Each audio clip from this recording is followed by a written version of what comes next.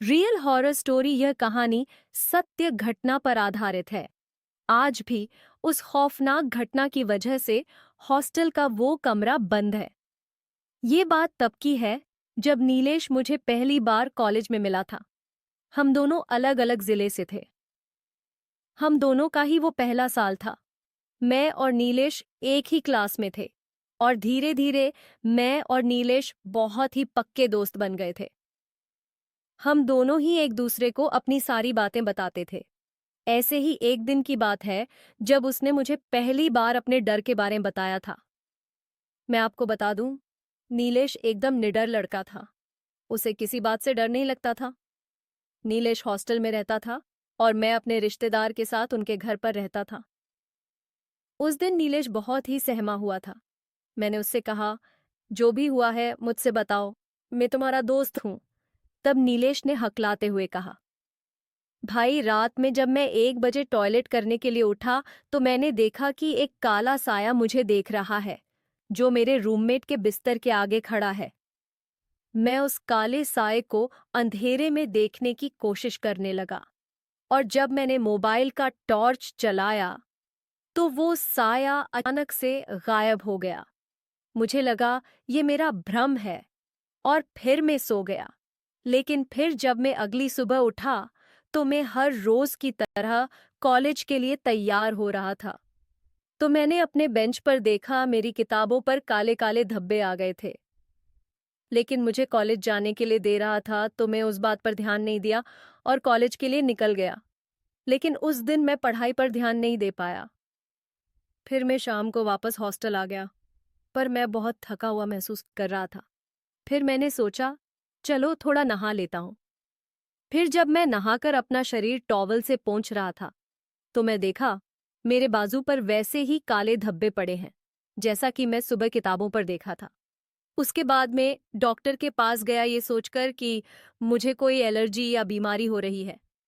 Doctor ने जब मेरे बाजू के काले धब्बे को देखा तो डॉक्टर ने कहा, कोई ऐसी बड़ी बात नहीं है, अलग जगह की पानी की वजह से है, जो धीरे धीरे सही हो जाएगा। फिर मैं रिलैक्स हो गया और वापस अपने हॉस्टल आ गया। हर रोज की तरह मैं अपनी डायरी लिख रहा था। मुझे हर एक बात अपनी डायरी में लिखने की आदत है। और उस समय मेरा रूममेट भी बाहर गया हुआ था। थोड़ी देर बाद डायरी लिखते समय मुझे एक आवाज सुनाई दी, जैसे कि मुझे कोई बुला रहा है। 2-3 बार आवाज आने पर मैंने रूम का दरवाजा खोला और देखा हर किसी का दरवाजा बंद था और गलियारे में कोई नहीं था। फिर मुझे थोड़ा थोड़ा डर लगने लगा, क्योंकि पूरा फ्लोर खाली खाली लग रहा था। फिर मैंने दरवाजे को बंद किया और अपने बिस्तर पर सोने चला गया। लेकिन फिर अचानक ही मेरे दरवाजे की खटखटाने की आवाज मुझे सुनाई दी।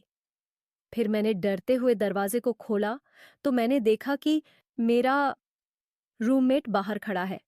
उसको देखकर मुझे अच्छा लगा, मेरी जान में जान आई। मैंने दरवाजा बंद किया और हम दोनों अपने अपने बिस्तर पर सोने चले गए। मैंने रात में सोचा, ये सारी बातें मैं तुम्हें बताऊंगा, और मैं फिर सो गया। सुबह उठा तो मुझे बहुत बुखार हुआ लग रहा था। फिर मैंने बुखार की गोली ली और कॉलेज चला आया और अभी तुमसे आकर ये सब बता रहा हूं। मैंने कहा, नीलेश भाई तो तू वो हॉस्टल खाली कर दे।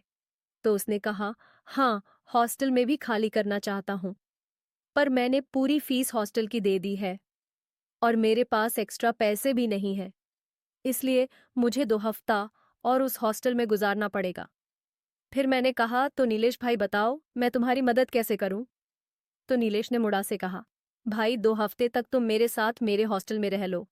मैंने कहा, नीलेश, मेरी गांव की टिकट आज की है। मैं तुम्हें बताना भूल गया था कि आज मुझे गांव जरूरी काम से जाना पड़ेगा। लेकिन नीलेश भाई तुम चिंता मत करो, मैं 1 हफ्ते में वापस आ जाऊंगा। फिर मैं तुम्हारे साथ हॉस्टल में रहूंगा। नीलेश कहता है, मुझसे ठीक है भाई, तुम जल्दी आना। इसके बाद मैं नीलेश छोड़कर कर अपने गांव चला गया। मेरे गांव जाने के बाद नीलेश के साथ क्या हो गया, जिसका पछतावा मुझे आज तक है। 1 हफ्ते बाद जब मैं वापस कॉलेज आया तो मैंने देखा नीलेश कॉलेज नहीं आया था। फिर मैंने सोचा नीलेश को कॉल करता हूँ। मैं कॉल किया, पर उसका मोबाइल स्विच ऑफ बता रहा था। मैंने नेट ऑन किया, सोचा कि उसको व्हाट्सएप पर मैसेज कर दूं, जैसे ही मैंने अपना नेट ऑन किया तो उसके कई मैसेजेस आ गए। मेरे गांव में नेटवर्क नहीं रहता, इसीलिए मैंने अपना मोबाइल चेक ही नहीं किया था। ये मैसेजेस नीलेश ने मुझे 4 दिन पहले किए थे और मैं आज देख रहा था। नीलेश ने उसमें लिखा था कि मैंने तुम्हारे पास कई बार कॉल किया, पर तुम्हारा नंबर नेटवर्क से बाहर बता रहा था, इसलिए मैं व्हाट्सएप पर मैसेज कर रहा हूँ, क्योंकि मुझे लग रहा है वो मुझे छोड़ेगा नहीं, मैं बच नहीं पाऊंगा। इसलिए मैंने अपनी सारी कहानी अपनी डायरी में लिख दी है और वो मैं अपने हॉस्टल के कमरे के सामने वाले बरगद के पेड़ के नीचे अपनी डायरी फेंक दिया हूं। अगर मुझे कुछ हो जाता है तो मेरी डायरी से मेरी जिंदगी की असलियत लोगों के सामने तुम लाना। तुम मेरे भाई से भी बढ़कर हो। बस इतना ही मैसेज नीलेश ने मुझे भेजा था और उसी मैसेज के अनुसार मैं उसके हॉस्टल के कमरे के सामने वाले बरगद के पेड़ के पास पहुंचा, जहां मुझे एक डायरी मिली। मैं उस डायरी को खोला तो देखा ये नीलेश की ही डायरी है। मैंने देर न करते हुए डायरी उसी पेड़ के नीचे बैठकर पढ़ना शुरू कर दिया जहां तक नीलेश ने मुझे अपनी कहानी बताई थी। उसके आगे के पेज को मैंने पलटा। वहां नीलेश ने लिखा था, आज मैं वापस अपने हॉस्टल में रात में आया। मैंने अपने कमरे में पहुंचकर देखा, मेरा रूममेट वहां नहीं है और सारे कपड़े और सामान बिखरे पड़े हैं। मुझे लगा कि मेरे बगल के रूम वालों की ये हरकत होगी। मैं बाहर गया, देखा मेरे फ्लोर पर सबके रूम में ताला लगा है। फिर मुझे लगा कि शायद ये मेरे रूममेट नहीं किया होगा।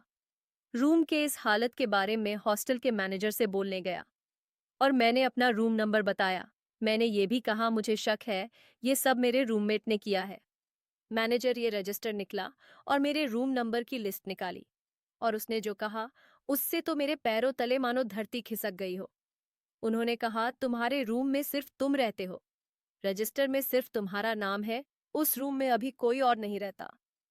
मैं कहा, नहीं, वहां एक लड़का मेरे साथ रहता है, उसका नाम राहुल था। तब मैनेजर ने थोड़ा सोचने के बाद बताया, राहुल नाम का लड़का आज से 1 साल पहले उसी रूम में रहता था, जिसकी लाश एक दिन उसी कमरे में मिली। उसने चिट्ठी में लिखा था वो फेल होने की वजह से और पढ़ाई की डिप्रेशन की वजह से सुसाइड कर रहा है। इतना कहकर मैनेजर अपने घर की ओर निकल जाता है। मैं बहुत ज्यादा डर चुका था। मैं सोचा अपना सामान पैक करके यहां से निकल जाता हूं। कुछ दिन कहीं भी रह लूंगा पर यहां नहीं रहूंगा। मैं अपने रूम में पहुंचा और सामान पैक करने लगा। अचानक ही कमरे का दरवाजा बंद हो जाता है। मैं खोलने की कोशिश करता हूं पर वो नहीं खुलता। फिर मैं जल्दी से अपना मोबाइल निकला और तुम्हें फोन लगाया। जब फोन नहीं लगा तो मैंने तुम्हें व्हाट्सएप पर मैसेज कर दिया और तभी मेरे सामने राहुल की आत्मा आकर खड़ी हो गई। मेरे कमरे में एकदम अंधेरा हो गया और मैंने अपने आप को बाथरूम बंद कर लिया। टॉर्च जलाकर डायरी में ये बाकी सारी बातें लिखकर खिड़की से पेड़ के नीचे फेंक दिया। इसके आगे डायरी में कुछ भी नहीं लिखा था। नीलेश के साथ क्या हुआ ये मुझे जानना था, इसलिए मैं नीलेश की डायरी पढ़ने के बाद तुरंत ही उसके हॉस्टल में उसके मैनेजर से मिलने गया और उनसे पूछा कि नीलेश कहाँ है। उन्होंने दुहक से बोला, 3 दिन पहले सुबह को उसके कमरे में उसकी लाश मिली। अब वो हमारे बीच नहीं रहा।